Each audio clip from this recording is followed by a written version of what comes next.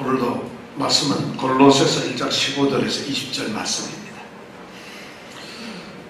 정말 하나님의 말씀은 날마다 새롭고 새록새록합니다. 지난주에 읽었는데 오늘 또 새롭죠. 안 읽은 것 같아요. 그죠? 저 지난주에도 읽었는데 오늘 말씀이 너무 새롭고 한 번도 안 읽은 것 같은 참 이렇습니다. 오늘 말씀 다시 새로운 마음을 가지고 우리 예수님의 모습을 오늘 말씀 가운데서 우리가 발견하기를 원합니다. 15절부터 20절 함께 읽겠습니다. 그는 보이지 아니하시는 하나님의 형상이요 모든 창조물보다 먼저 나신 자니 만물이 그에게 창조되되 하늘과 땅에서 보이는 것들과 보이지 않는 것들과 혹은 보좌들이나 주관들이나 정사들이나 권세들이나 만물이 다 그로 말미암고 그를 위하여 창조되었고 또한 그가 만물보다 먼저 계시고 만물이 그 안에 함께 섰느니라. 그는 몸인 교회의 머리라. 그가 근본이요 죽은 자들 가운데서 먼저 나신 자니 이는 친히 만물의 으뜸이 되려 하시며 아버지께서는 모든 충만으로 예수 안에 거하게 하시고 그의 십자가의 피로 화평을 이루사 만물 곧 땅에 있는 것들이나 하늘에 있는 것들을 그로 말미암아 자기와 화목해 되기를 기뻐하시니라. 아멘. 정말 많은 사람들이 이야기하는데 교회가 위기에 처했다, 위기에 빠졌다 그럽니다. 교회가 지금 심각한 그런 지경에 있다고 사람들이 이야기하죠. 교회가 오늘날 교회 모습을 잃어가고 교회가 어떻게 보면 자꾸 몰락하고 무너져가고 있다 그럽니다. 우리 눈에 보이는 건 교회밖에 없는데 그런데도 세상은 그렇게 교회가 무너진다고 이야기하고 있고 교회의 많은 지도자들과 모든 사람들이 오늘날 교회의 모습을 보면서 너무 안타깝게 생각을 하고 있습니다. 그러나 우리가 생각해 볼 것은 하나님의 교회는 결코 위기에 놓일 수가 없습니다. 하나님께서 세우신, 우리 주님께서 세우신, 주님이 머리 되신 교회는 결코 위기가 있을 수가 없습니다. 만약 교회가, 그런 교회가 위기라고 한다면 그거는 하나님의 말씀이 틀린 것이고 우리 예수님이 정말 그 위대하시고 우리가 생각했던 대로 만물의 창조자였던 그분의 능력을 우리가 의심할 수밖에 없습니다. 그러니까 교회는 위기나 위험이 있는 것이 아닙니다. 그렇다면 교회가 그렇다고 자꾸 이야기하는 사람들이 그렇게 지적을 하고 있는 그 문제의 핵심은 뭘까요? 뭐가 문제일까요?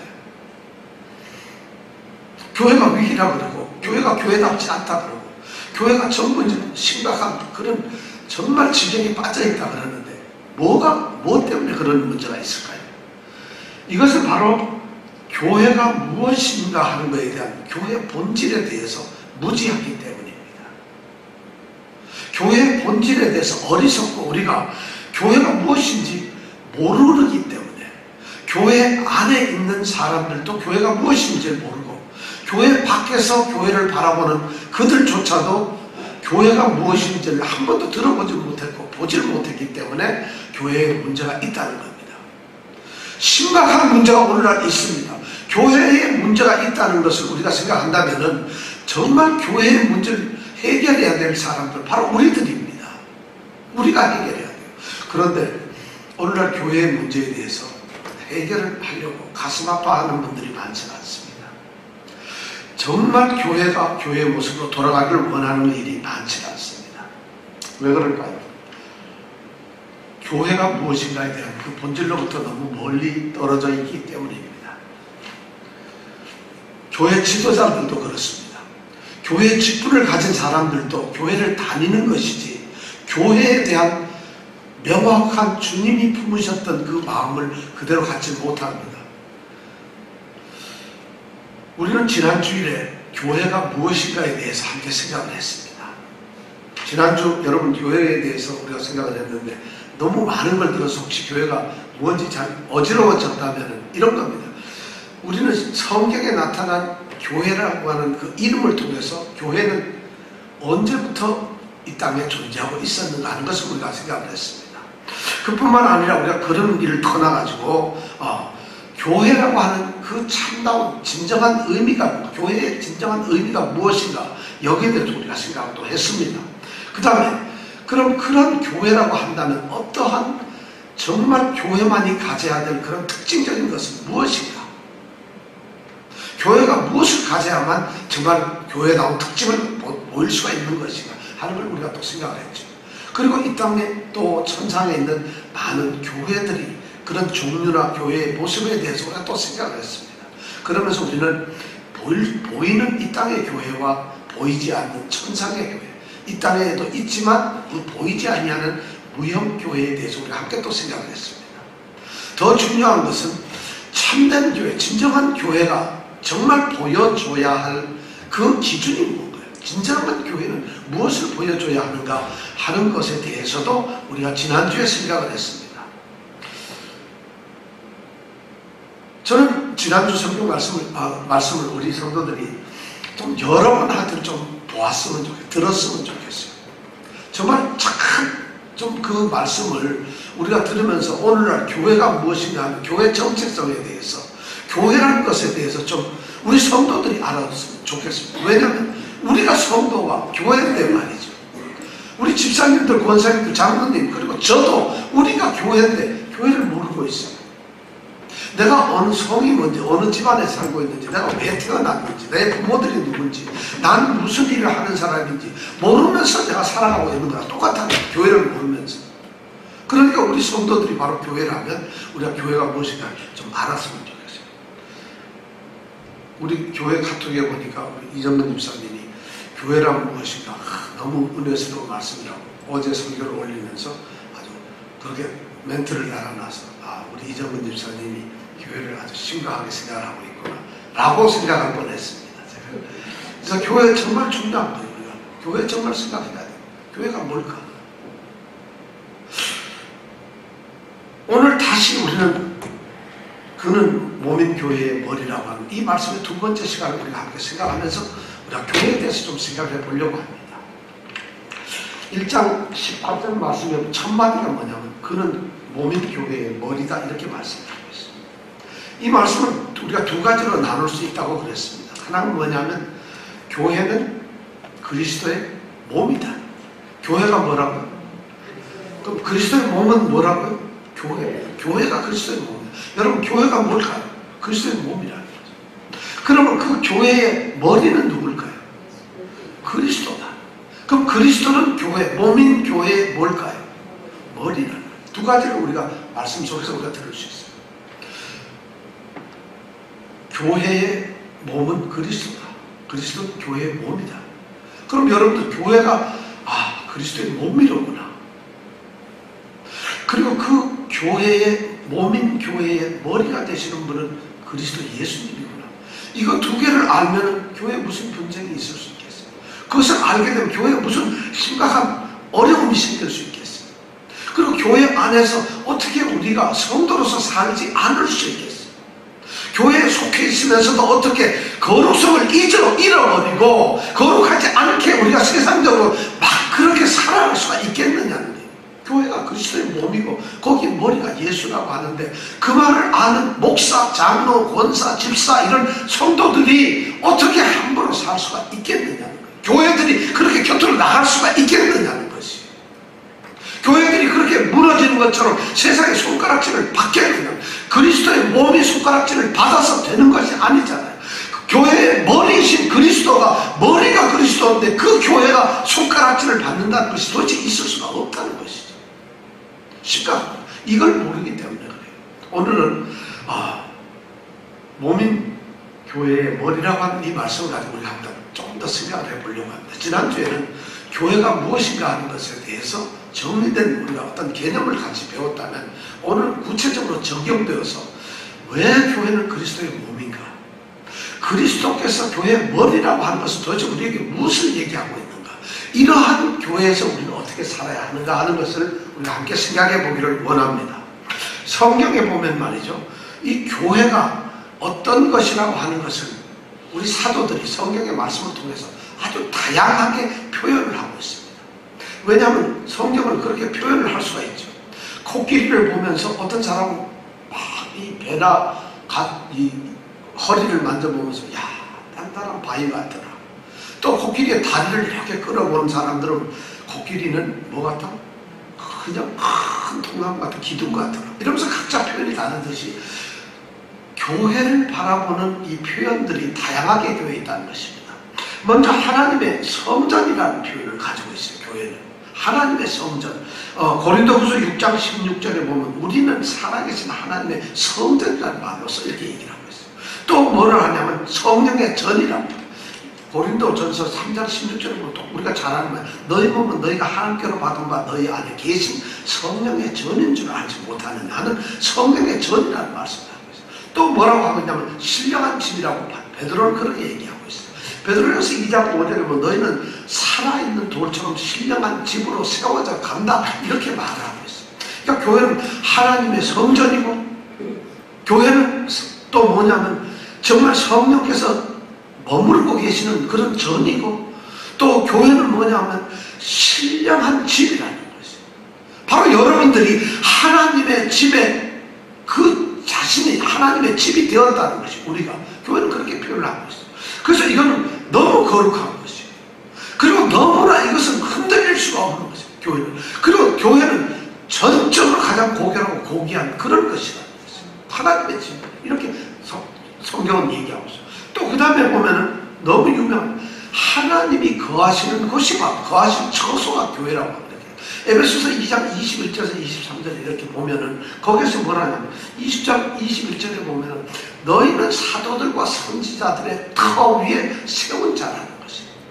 사도들과 선지자들이 터 위에 세워진 자고, 그리스도 예수님께서 그 세워진 건물의 머리돌이 되셨다고 했어요.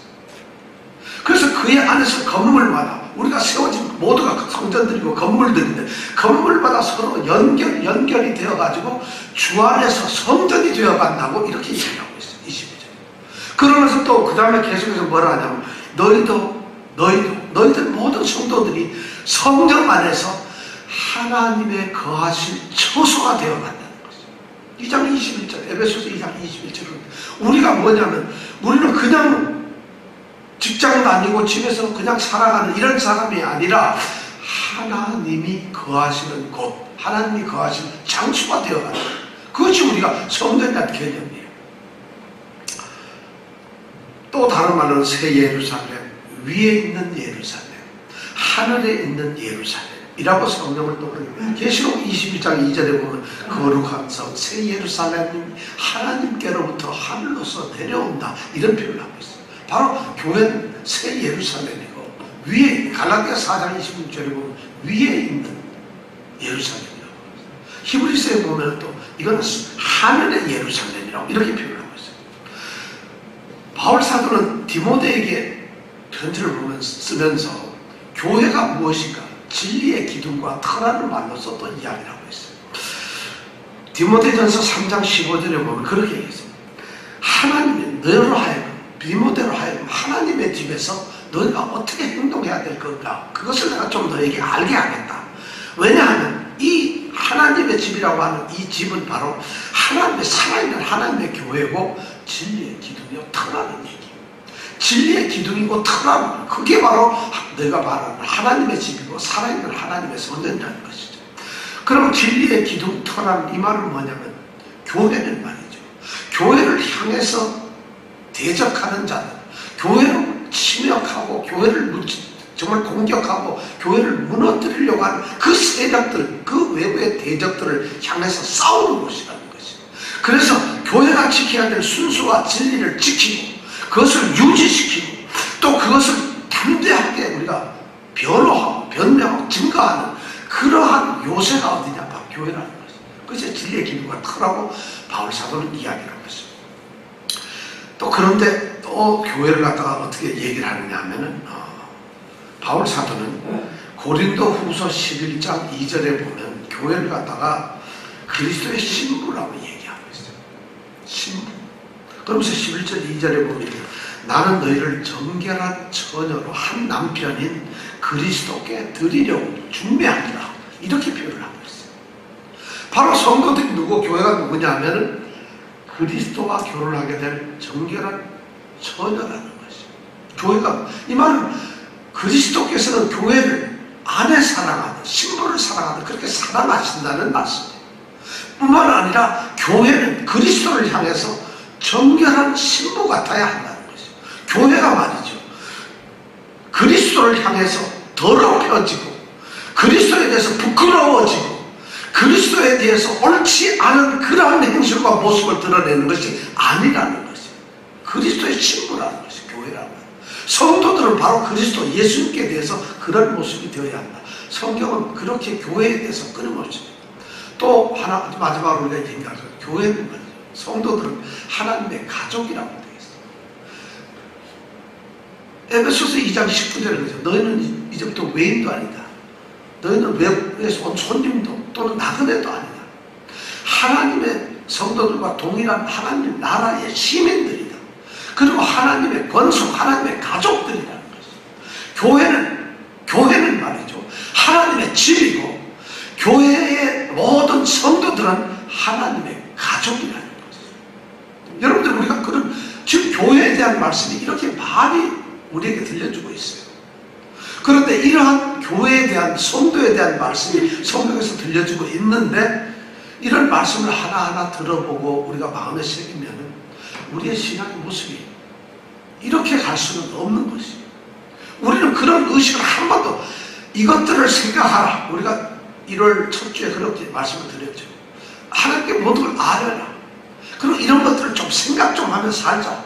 그리고 말씀대로 좀 행하며 살자. 이런 말씀을 저희 드렸는데 생각을 안 합니다. 교회가 뭐라는 것은, 교회를 30년 다녀도 교회에 대해서 한 번도 생각을 하지 않아요. 교회에 대해서 생각하는 게 마치 오늘 식사장은 누구더라? 오늘 내가 기도 순서인가? 오늘 회의 뭐가 있나? 이런 것을 교회를 다니고 생각하는 것으로 우리는 지금까지 왔다는 것이에요. 그러면서 그러면은 나는 교회를 생각 많이 하고, 정말 참 교회 생활 잘하고 이런 생각. 그게 아니라는 거죠. 정말 생각해야 될 게 뭐예요? 교회가 어떤 모습이야, 교회가 무엇인가를 알면서 내가 바로 교회인데 나는 그리스도에 대해서 어떤 모습을 가져야 하는가, 이런 것을 생각하는 것이 바로 우리의 신앙의 모습이에요. 그럼 바로 그는 몸인 교회의 머리라고 하는 말씀이 바로 그걸 우리에게 얘기해 주고 있어요. 근데 사도 바울이 오늘 얘기하는 게 뭐냐면 교회를 말이죠, 그리스도의 몸이라고 얘기하고 있어요. 자, 우리는 지금까지 하나님의 가족 또는 그리스도의 신부, 진리의 기둥과 터, 하나님이 거하실 처소, 이런 여러 말을 제가 설명을 드렸는데 가장 핵심적이고 중요한 말이 뭐냐, 교회가 뭐냐 하면 우리가 한마디로 딱 증명할 수 있는 좋은 말이 바울 사도가 오늘 이야기한 그리스도의 몸이라는 거죠. 바울 사도는 저는 이런 말씀을 어떻게 바울 사도가 우리에게 들려주는지 몰라요. 교회가 뭐냐 그러면, 여러분 교회가 뭐냐 그러면 뭐라고 대답하겠어요? 교회는 뭐예요, 여러분? 그거 얘기하려면 굉장히 힘든데 앞으로는 우리의 대답이 교회요? 교회는 그리스도의 몸입니다. 이런 대답이 있길 바랍니다. 자, 물어보면 교회가 뭐죠? 네, 얼마나 쉬워요. 근데 그러면 그 다음에 문제가 있어요. 그리스도의 몸이 뭐죠? 그러면 몸이라니까, 몸. 몸은 몰라. 바디. 그리스도의 몸, 교회는 그리스도의 몸이다. 이런 대답, 이런 생각을 우리가 가졌어요. 앞으로 우리가 어디 있든지 우리가 교회가 무엇이냐, 성도가 무엇이냐, 그리스도의 몸이라는 거예요. 그리스도의 몸이다, 우리가. 이것을 잃어버리지만 않는다. 이것을 알고만 있다면 제가 보기엔 우리의 신앙은 하나님께 큰 칭찬받고 기쁨을 드릴 수 있는 그런 모습이 될 수밖에 없어요. 자, 그리스도의 몸이라고 바울 사도가 이렇게 오늘 말씀에서 이야기를, 에베소서 2장에서도 그리스도의 몸이라고 얘기를 하고 있는데 오늘 골로새서 1장 18절에도 그는 몸인 교회라고, 그리스도의 몸이라고 얘기해요. 바울 사도가 어떻게 몸이라는 생각을 할 수가 있었을까요? 제가 보기엔 예수님으로부터 나온 것이 아닌가, 그런 생각이 들어요. 우리가 바울의 경험으로 한번 돌아보면 이렇습니다. 예수님은 마태복음 16장 18절에서 가이사라 빌립보에서 뭐라고 하셨냐면 내가 이 반석 위에 내 교회를 세우시겠다고 이렇게 말씀을 하셨어요. 예수님의 생애에서 딱 한 번 교회를 세우시겠다는 말씀이 나옵니다. 예수님은 병든 자도 고치셨고 십자가의 순환 이야기도 많이 하셨고 예수님은 거기다가 엄청난 기적도 많이 하셨고 또 너무 좋은 말씀, 정말 하늘나라의 복음의 이야기를 하셨는데 내 교회를 세우시겠다는 말씀 딱 한 번밖에 안 하셨어요. 그것이 마태복음 16장 18절이었어요. 이 반석 위에 내 교회를 세우시겠다. 바로 그렇게 말씀을 하셨던 예수님이 세우시는 교회 무엇일까? 그런데 이 바울 사도는 예수님께서 바로 내 교회를 세우시겠다는 그 말씀을 예수님과 만난 그 첫 번째 첫 만남의 추억을 통해서 그는 분명히 그것이 무엇이가, 교회가 무엇이라는 것을 알게 되었어요. 사도행전 9장 5절에 보면, 4절 5절에 보면 바울 사도가 교회가 무엇인가를 알 수 있는 계기가 주어졌다는 것입니다. 사도행전 8장에 보면은 이런 이야기가 나옵니다. 사도행전 8장에 보면 초대 교회, 예루살렘 교회의 집사였던 스데반이라고 하는 집사님이, 우리하고 똑같이 집사님이에요, 여러분. 쫄지 마세요. 우리하고 집사님. 그 스데반이라는 집사님이 얼마나 뜨거운 말씀과 복음과 믿음을 가지고 있었는지, 이 사람이 그만 유대인들이 말하는 그 유대인들 서기관 바리새인들에게 체포가 돼가지고 유대인들의 공회라고 하는 데서 지금 재판을 받게 됐어요. 근데 그 재판을 받는데 이 스데반 집사가 신앙에 핍박을 받고 있는 거죠. 거기에서 사도행전 7장은 전부 다 스데반 집사가 그냥 그 앞에서 선언한 말이에요. 그 말씀 읽어보면서 야, 나도 이 정도 얘기할 수가 있을까 할 정도의 정말 엄청난 복음을 쏟아냅니다. 그러니까 스데반 집사가 그렇게 복음을 쏟아내고 진리를 말하니까 이 사람들이 분하고 견딜 수가 없어요. 그러니까 유대인들이 그를 공회에서 강제로 끌어가지고 성 밖으로 데려가서 돌로 쳐서 죽이고 맙니다. 그래서 스데반 집사는 정식 재판도 아니고 바리새인들에 의해서, 그리고 유대인들에 의해서, 서기관들에 의해서, 그들의 하소연에 의해서 돌에 맞아 죽습니다. 여러분, 우리는 돌에 맞아 죽으면 절대 안 됩니다. 보상도 없어요. 돌에 맞아 죽으면. 그러니까 돌에 맞아 스데반 집사가 죽어요. 스데반 집사가 돌에 맞아서 죽게 되는 바로 그날에 예루살렘에는 교회 핍박이 엄청나게 일어납니다. 큰 핍박이 예루살렘 교회에 일어납니다. 얼마나 교회, 예루살렘 그 교회를 갖다 무너뜨리려고요. 그때 예루살렘 그때 교회는 말이죠, 베드로가 말씀을 전하는데 하루에 3,000명이 늘어나고 4,000명이 늘어나는 폭발적인 교회였어요. 그런데 그 교회가 완전히 쑥대밭이 돼가지고 예루살렘에는 사도들 빼놓고는 모든 성도들이 살 수가 없어서 전부 다 피하고 도망을 갑니다. 유대 땅으로, 사마리아 땅으로 전부 도망을 갔다고 이렇게 8장에서는 얘기를 하고 있어요. 아니, 맞아 죽는 집사도 문제지만 도망은 또 왜 가나? 집에 가만히 숨어가 예수 안 믿는다 그러면 되는 거지. 그 당시의 성도들이 바로 이런 성도들이었다는 것이죠. 그렇게 도망을 다 가요. 자, 그렇게 되니까 사울이라고 하는, 우리 사도 바울 옛날 이름이 사울이에요. 이 사도 바울이 옛날 이름 사울이라는 사람이 교회를 없애려고, 교회를 죽이려고, 뿌리를 뽑아보려고 집집마다 쫓아다니면서 남자고 여자고 예수 좀 믿는다, 그리스도 이제 믿는, 나는 이제 예수 믿기로 했다, 그렇게 된 사람은 강제로 끌어내가 전부 다 체포를 다 붙잡는 거예요. 그러니까 견뎌낼 수가 없죠. 그러니까 예루살렘은 교인들이 아무도 없는 텅텅 빈 교회가 되고 사도들도 전부 숨어 있는 거죠. 교회가 완전히 없어져 버렸어요. 없진 않죠. 보이지 않게 된다는 것이죠. 그러니까 이 사울이 거기에서 만족을 안 하고 다시 예수를 믿는 사람들을 찾기 위해서 거기서부터 수백 마일, 거의 1000km 정도 떨어진 수백 마일 떨어진 다메섹이라고 하는 외국 땅입니다. 거기에 가서 예수 믿는 사람을 또 붙잡으러 가려고. 야, 이 바울의 전적이 진짜 화려합니다. 예수 믿는 사람을 기어이 잡으려고 수백 마일 떨어진 외국에 있는 다메섹이라는 성으로 쫓아갑니다. 그래가지고 거기에 가가지고 예수 믿는 사람 붙잡아가지고 예루살렘에 끌고 오려고. 그래서 체포하고 거기서 전부 다 핍박을 하려고. 그리고 갑니다. 바로 사도행전 9장 말씀은 그런 이야기가 나옵니다. 가는 길에 이 사도 바울, 그 사울에게 엄청난 경험을 하게 됩니다. 다메섹으로 거의 다 가서 길 위에서 사도행전 9장에 보면 갑자기 정오 해가 해가 준 빛이 쫙 자기를 너무 비춰가지고 자기가 빛에 딱 비추는 바람에 그러면 눈이 머물러오면서 땅에 엎드러지게 됩니다. 그러면서 그 빛 가운데서 음성이 들리는데 누구의 음성이 들렸어요? 예수님께서 말씀하세요. 예수님 뭐라고 말했을까요? 하이 사울, How are you today? Fine. 이랬을까요? 그러지도 않았어요. 예수님이 사울에게 한 말은 뭐냐면 사울아 사울아 내가 어찌하여 나를 핍박하느냐. 예수님이 그렇게 얘기를 하는 거예요. 지금 이 사울이 얼마나 악한지 그렇게 얘기해요. 그러니까 사울이 깜짝 놀라가지고 이 바울이 아니 누구십니까 주님은? 그럼 나는 내가 핍박하는 예수다.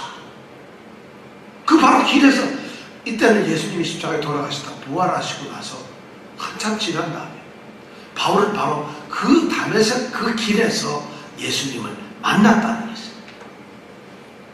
자, 그런데 여기에서 바울이 느꼈던 건 이거예요. 바울은 예수님을 본 적이 없어요. 그러니까 자신은 예수를 직접 핍박한 적이 한 번도 없어요. 근데 예수님은 내가 어찌하여 나를 핍박하느냐 이렇게 말씀을 하고 있다는 거예요. 나는 핍박을 한 적이 한 번도 없어요. 예수를 만난 적도 없는데.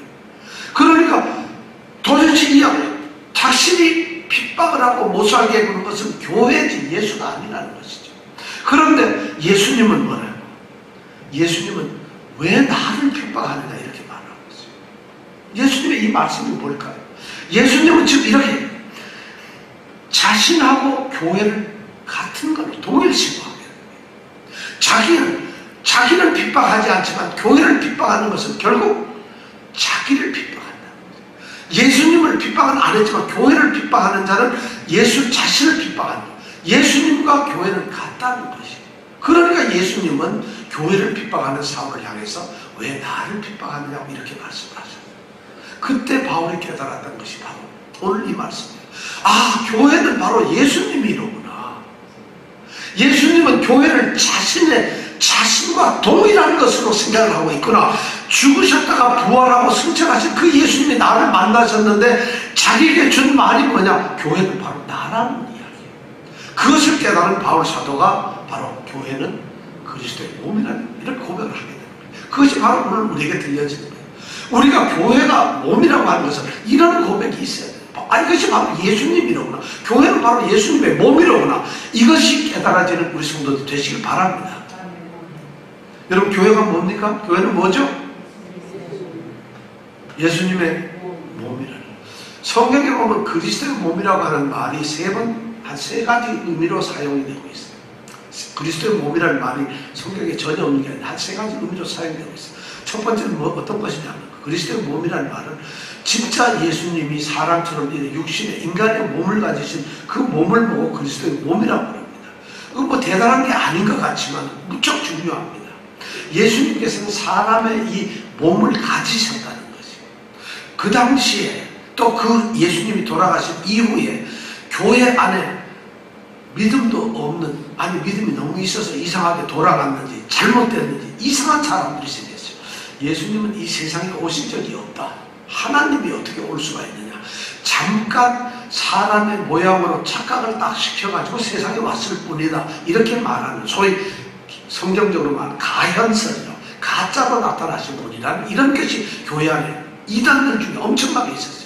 그 사람들은 예수님을 너무 높여가지고 예수님은 하나님인데 어떻게 우리 같은 죄 많은 사람 몸을 가질 수 있겠느냐. 그러니까 절대 그건 아니라는 이런 잘못된 신앙을 가지고 있었어요.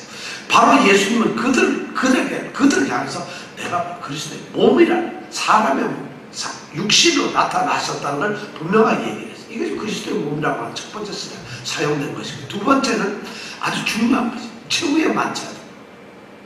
최후의 만찬을 하실 때 예수님께서는 너희가 이것을 받아 먹으라고 하면서 떡을 줍니다. 만찬식. 우리가 다음 주에 이제 성찬식을 할 텐데 성만찬을 하면서 떡을 주면서 이걸 내 몸이라고 합니다. 예수님이 자신의 몸이라고 얘기한 것이 바로 성찬식에서 나누는 떡입니다.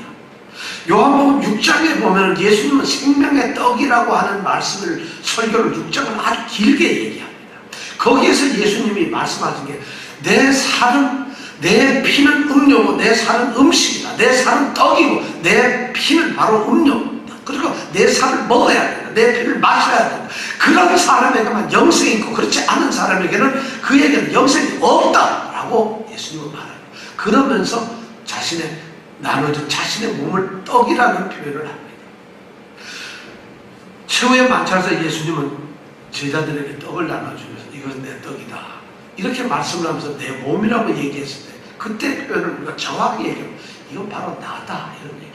이 떡을 딱 떼주면서 제자들에게 떡을 먹어라 그러면서 떡을 주시는 것이 아니라 자신을 주고 있다는 것이죠. 내 자신이다. 우리가 성찬식을 할 때 떡 하나 먹으면서 괜히 눈을 이거 뭐 떡이 좀 작은데 이게 싹 녹나? 아니 목에 걸렸네. 이런 것이 아니에요. 예수님이 자신을 주고 있다는 거죠. 상징화되어 있는 엄청 그리스도의 몸이라는 말이 바로 최후의 만찬에서 그 떡으로 상징되어 있어요. 그리고 세 번째 또 그리스도의 몸으로 사용된 이 몸이 어디에 나오냐? 바로 오늘 말씀. 교회를 향해서 자신의 몸이라고 합니다. 교회, 살아있는 성도들, 교회와 성도를 향해서 예수님은 뭐라고 하느냐? 내 몸이라고 합니다. 우리 교회가 뭐라고 해요 그러니까? 그리스도의 몸. 그럼 교회에 있는 우리 성도들은 뭘까요? 동일하게 우리는 그리스도의 몸이라는 거예요. 자, 이런 말로서 교회는 그리스도의 몸이라는 말을 쓰고 있어요. 자, 그렇다면 이게 무슨 뜻인가 우리가 한번 생각을 해보면 첫째, 우리가 이렇게 표현을 하면 바울사가 왜 이렇게 말을 했을까? 교회가 그리스도의 몸이라고 하는 말은 예수님이 세우시는 예수님의 피, 예수님의 생명으로 예수님과 함께 하나가 돼. 그가 내 안에, 내가 그 안에 있는 예수님과 하나가 된 새로운 공동체, 생명체가 바로 교회라는 이런 의미로서 예수님은 자신의 몸이라고 얘기를 하고 있어요. 그러니까 교회에 있는 사람들은 예수님과 하나가 되었다는 이런 의식이 있어야 돼요. 그러니까 예수님은 교회를 그리스도의 몸으로 이렇게 표현하는 말을 갖다 허락하신 거예요. 성령께서는 우리 성도들에게 예수님의 그 주신 예수님의 그 참된 생명을 나눠줍니다. 그 생명이 내게 왔을 때 나는 예수님과 하나가 되는 신비한 연합을 하게 된다는 것이죠.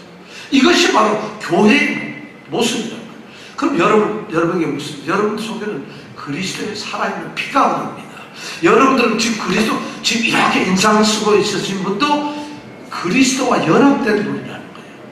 그리고 딴 생각을 잠깐 하시는 분도 그리스도와 연합, 죄송합니다. 하는 것 제가 정확히 모르겠습니다. 사실은. 그리스도와 연합됐는지 안 됐는지 난 모르지만 성경은 성도를 그리스도와 연합된 자라고 이야기를 하고 있다는 거예요. 바로 교회라고 생각합니다. 교회로서의 성도의 모습은 나는 그리스도와 연합된, 그리스도와 한 몸을 이룬 자라는 새로운 생명체라는 이런 의식을 가지라는 거죠. 이것을 안 가지면 교회 아닙니다. 성도가 아닙니다.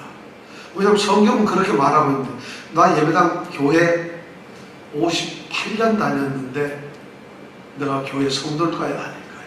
저는 그것을 대답을 할 수가 없어요. 오늘날 교회의 가장 심각한 문제가 그럽니다.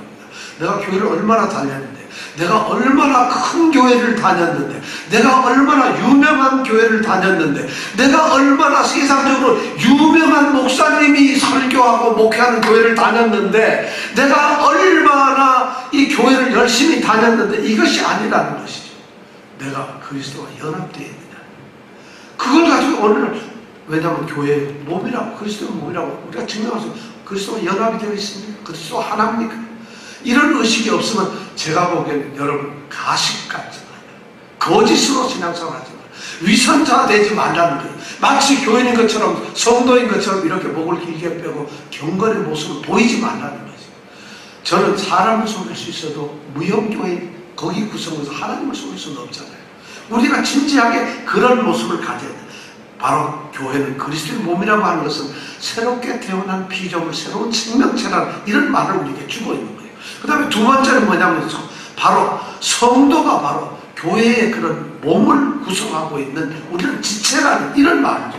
교회가 그리스도의 몸이라는 얘기는 성도는 바로 그 몸을 구성하고 있는, 교회를 구성하고 있는 뭐예요? 지체의 각 부분, 이렇게 얘기해요.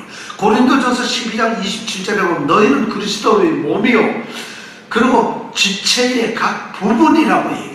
너희는 그리스도의 몸이고 그 몸의 각 지체의 부분으로 되어 있는 것, 이것이 바로 성도라는 거죠.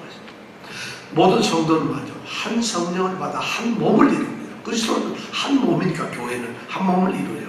그런데 그 한 몸을 이루는 우리 성도들이 한 몸을 이루는데 보면 전부 달라요.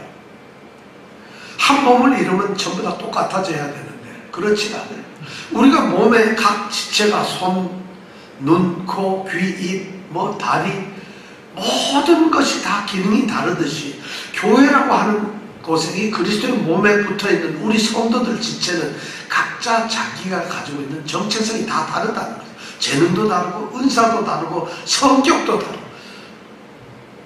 정말 급한 사람, 무슨 지롤 같은 그런 성격을 가진 사람도 지체입니다. 그리고 정말 이 사람은 아니다 싶은 사람도 지체라는 거죠. 전부 다 지체가 되어 있어요. 바로 그런데 그 지체가 된 사람들은 자기의 본성, 자기의 능력, 자기가 가지고 있는 어떤 은사를 다 포기하고 다 동글동글하게 맨들맨들하게 규격 제품화되어서 그렇게 성도가 되는 것이 아니라 그냥 찌그러진 그 상태로, 조금 울퉁불퉁한 그 상태로, 매끄러운 그 상태로, 크다란 그 상태로, 아니 작아서 너무 보잘것없는 그 상태로 각자가 몸의 지체가 된다는 거죠. 우리 성도들이, 그러니까 교회 안에서는 모든 사람들이 다 동일한 거죠. 그런 모습으로 귀가 눈더러, 야 너는 왜 듣지를 못하냐, 이런 말을 할 수가 없는 거예요. 입이 귀더러, 너는 말을 왜 못하냐, 맨날 듣기만 하냐, 이런 말을 할 수 없다는 거예요. 교회가 바로 이런 것입니다. 성도는 교회의 한 몸을 이루는 지체이기 때문에 그렇다. 그래서 로마서 12장 4절 5절에 보면 그렇게 있어요. 서로가 우리가 한 몸에 많은 지체를 가졌다. 그러나 그 지체가 같은 일을 하고 있는 것은 아니라는 것이에요. 우리가 바로 이러한 모든 지체들이 서로가 연결되어서 하나의 몸을 이루어가고 있다는 거예요. 세워가고 있다. 이것이 바로 성도가 교회의 이 몸의 지체라고 하는 그런 말이에요. 그러면서 고린도전서 12장 25절에 보면 그래요. 그러기 때문에 그리스도의 몸으로서 지체를 이루어서 교회를 이루고 있는 성도들에게는 분쟁이 있어서는 안 된다. 그러니까 교회가 싸울 수가 없죠. 난 싸우시는 분들 보고 교회가 왜 싸우는지, 우리도 싸우기는 좀 싸웁시다. 근데 왜 싸우는지는 모르겠어요. 싸움의 명분이 뭔지 모르겠어요. 왜 싸우는지 몰라요. 자, 분쟁, 교회가 몸인 교회는 분쟁이 있어서는 안 돼요. 그리고 고린도전서 12장 25절에 보면 서로 돌아보라고 되어 있어요. 그리고 어떤 지체가 만약 고통을 당하면 같이 고통을 분담하라고 되어 있어요. 어떤 성도가 배가 아파서 못 먹으면 우리도 다 같이 못 먹으라, 이게 아니고 그 고통을 같이 나누라고 되어 있다는 거죠. 어떤 성도가 영광 중에서 기뻐하면 같이 즐거워하라, 이렇게. 왜냐하면 한 지체니까, 한 몸이니까. 그래서 교회가 그런 모습이면 아무 문제가 없겠죠. 더 놀라운 것은 교회가 그리스도의 몸이라는 말의 세 번째 더 중요한 것은 뭐냐면 이런 말이에요. 교회는 말이시죠. 이 땅에 사람으로 오신 그 예수님, 그 예수님은 죽으셔가지고 부활하시고 하늘에 오르셔가지고 하나님 오른편에 앉아 계십니다. 그리고 우리를 지켜보시고 우리를 위해 기도하시다가 이 세상 마지막 날에 심판자로 이 세상에 다시 오실 겁니다. 그걸 우리는 종말이라고 그러고 재림이라고 합니다.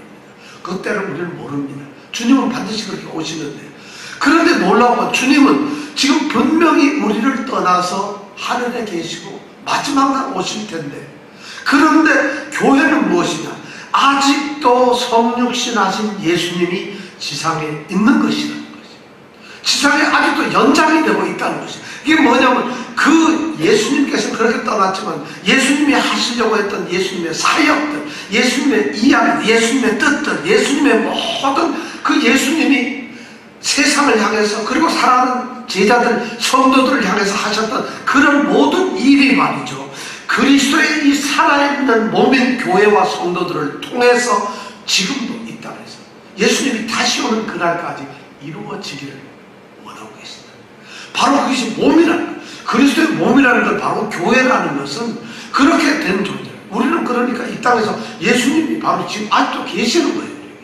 그래서 예수님은 성령을 통해서 너희가 내 안에, 내가 너희 안에 있다고 이렇게 말씀을 하십니다. 자, 그러니까 교회가 무엇을 해야 되는지, 교회는 어떤 모습이어야 되는지 이미 이 말씀을 통해서 예수님이 지금 이 교회가 뭐라고, 예수님의 성육신한 이 땅에 오신 예수님이 아직도 일하고 계시는 곳이라는 거죠. 누구를 통해서? 우리를 통해서. 이것이 바로 그리스도의 몸이라고 하는 말의 의미입니다. 자, 그렇다면 그리스도는 바로 교회의 몸이라고 하는데, 교회의 몸이 바로 그리스도의 몸이라고 하는데, 이 말씀의 의미는 바로 이런 것입니다. 우리가 새로운 공동체가 되었다. 교회라는 것은.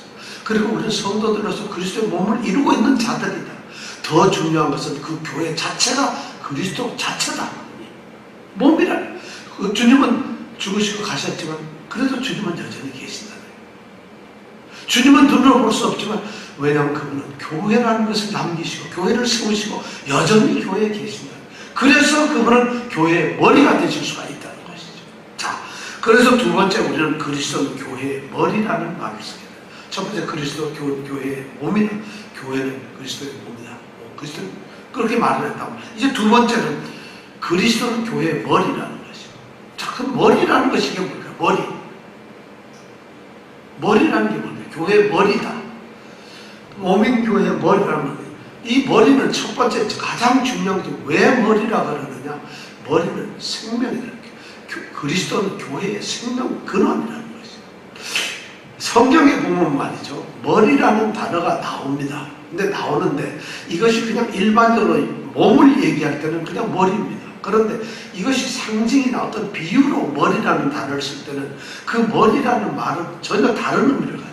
우리가 생각할 때 상징을 쓴다. 머리. 그러면 뭐를 생각해? 아, 저 사람 머리 좋다, 나쁘다. 어떤 지식, 지성 이런 것을 우리는 머리로서 생각을 하는데 성경은 머리를 지식이나 지성이라는 말로 한마디도 쓰지 않아요.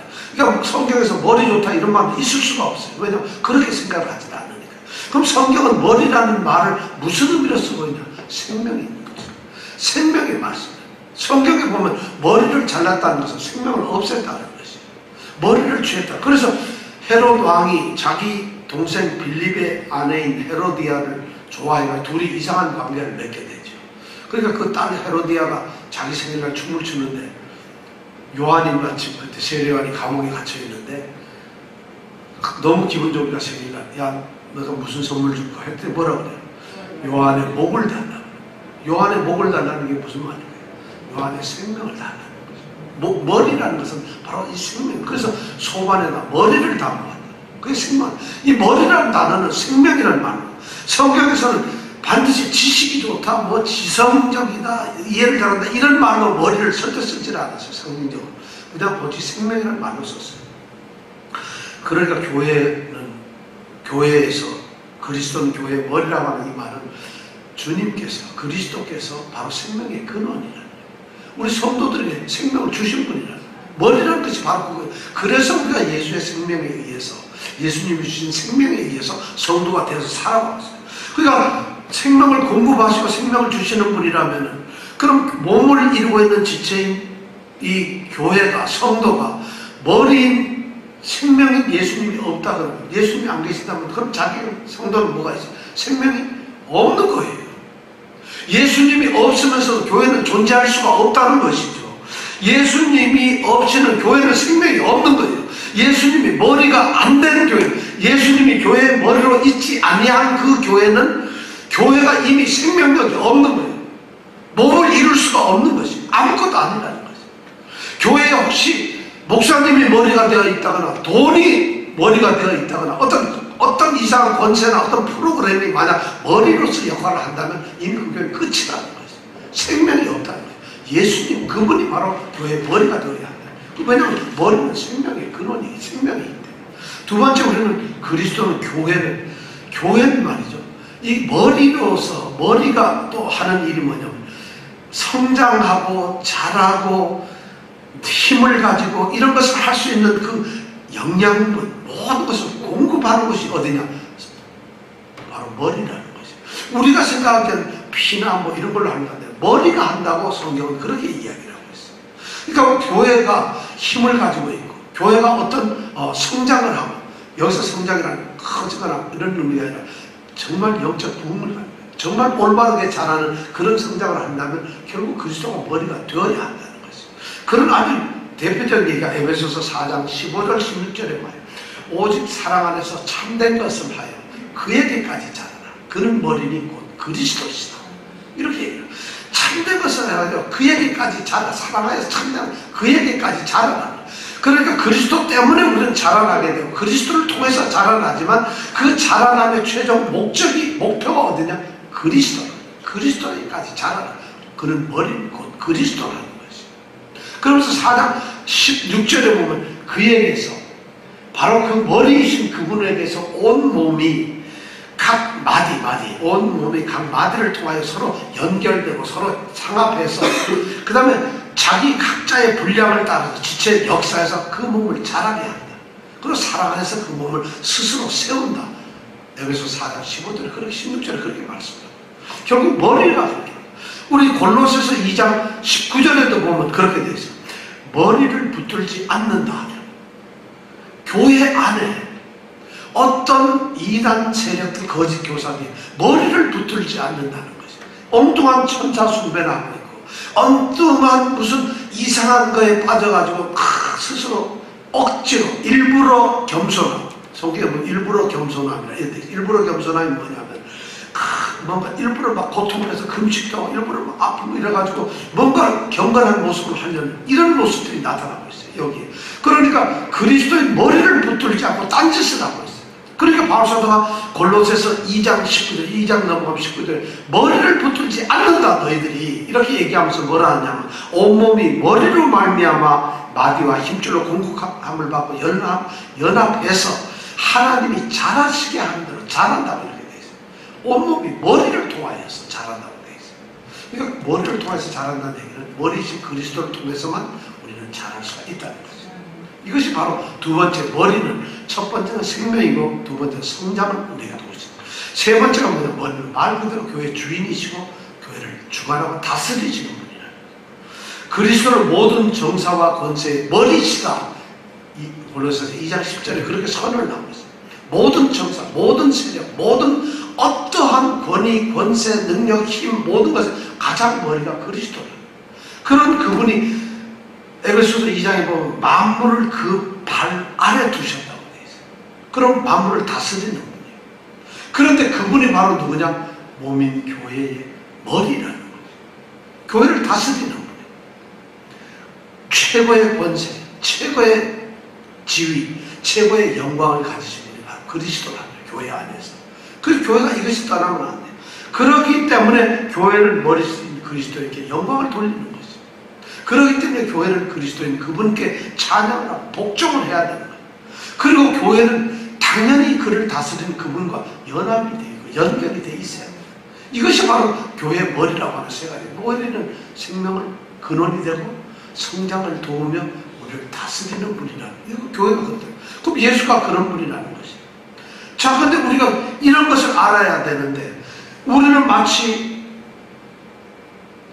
그리스도께서 교회의 몸이 되지 않다거나 그리스도께서 교회의 머리가 되지 않으면 그러면 그것이 문제인데 그 문제를 모르고서 오늘 교회들이 심각한 문제에 정말 빠지고 있다. 이것이 바로 교회의 위기예요. 그렇게 되니까 그리스도의 몸으로서 교회가 없어져 버리고 그것이 인정이 안 되고 그걸 알지 못하니까 그리고 머리가 그리스도가 안 되고 머리가 그렇게 되니까 교회가 어떤 모습이 되냐. 교인은 있지만 교회 안에 성도는 없어요. 찬양 소리는 넣고 박수 소리는 요란한데 찬양은 없어요. 진짜 찬양은 없어요. 기도의 소리는 우렁차고 막 통성기도가 소리 큰데 주님하고의 교제는 아무것도 없어요. 왜냐면 몸이 아니고 주님 머리가 아니에요. 십자가의 모양은 세워놓고 경건의 모습을 다 갖췄는데 십자가의 삶은 없습니다. 말씀의 외침은 있지만 하나님의 뜻은 뭔지 전혀 알 수가 없어요. 말씀은 얼마든지 선포되고 소리치고 말씀이 막 시간마다 말씀은 폭포수처럼 쏟아지는데 하나님의 뜻은 말씀을 알 수가 없어요. 심각하죠. 화려한 성전을 가지고 있지만 그 주님의 임재는 없습니다. 교회의 부요함, 넉넉함은 있지만 교회의 거룩성은 없어요. 거룩성이 없어요. 그러면서도 교회는 그런 세속적이고 어떤 기복적이고 어떠한 그런 것들로 교회는 채워지고 있다. 왜냐하면 이미 몸이 아니기 때문에 머리가 아니기 때문에 몸의 지체들이 성도들이 그리스도의 그 몸을 병들게 하고 있어요. 상처를 내고 있어요. 그걸 서로 지체들이 몸을 찢어내고 있다는 것이. 교회를 모르니까 교회가 그리스도의 몸이라는 걸 모르니까 자신들이 다투는 것이 몸을 찢어내고 있구나, 몸에다 상처를 긋고 있구나, 몸을 지금 병들어가게 하고 있구나, 이걸 모르고 있다는 것이 문제죠. 몸의 지체들이 성도들이 머리를 모르니까 머리를 부정해버리고 머리를 떠나버려요. 그리고 머리를 어지럽게 해요. 그리고 머리 자체를 부인하고 꼬리로 만들어버리니까 서로 머리의 자리에 올라가려는 이런 현상들이 교회에 일어나고 있다. 그리스도의 몸, 머리, 이것이 살면 그렇게 되는 것입니다. 교회는 말이죠, 그리스도의 몸과 같은 존재가 아닙니다. 교회는 말이죠, 그리스도의 몸과 같은 존재가 아니라 바로 몸 자체입니다. Not just like a body, it's a body. 분명한 것은 절대로 몸같이 되는 것이 아니에요. 몸처럼 모양을 갖는 것이 아니라 몸 자체가 아니에요. 그리스도는 말이죠, 교회의 머리가 되셔야 할 뿐이 아닙니다. 머리로 모셔 놓아야 할 뿐이 아니라 그리스도는 교회의 머리, 그분이 있어요. 그분이 머리에서 not just become a head, he's head. 그분은 그냥 머리이실 뿐이에요. 그런데 이것이 없다 보니까 교회는 그런 짓을 하고 있다는 것이죠. 오늘 저희들은 이 말씀을 통해서 그리스도는 정말 교회는 그리스도의 몸이다. 우리는 바로 그리스도의 몸이고 그 몸을 이루고 있는 지체들이다. 교회의 머리는 그리스도다. 그리스도는 바로 그러기 때문에 나의 머리이다. 나의 생명이고 나를 공급해 주시는 분이고 내가 복종하고 찬양을 드려야 될 분이다. 이것이 우리에게 오늘 교회의 모습으로 나타나는 겁니다. 이런 신앙을 가질 때 이것이 정말 참다운 교회의 모습이 될 줄 믿습니다. 그는 몸인 교회의 머리시라. 이 말씀이 오늘 우리에게 주는 귀한 말씀인 줄 믿습니다. 우리가 이런 교회에 대한 올바른 생각을 가짐으로 여러분 교회인 여러 성도들이 정말 그리스도의 몸을 온전히 세우는 이 일에 함께 참여하길 바랍니다.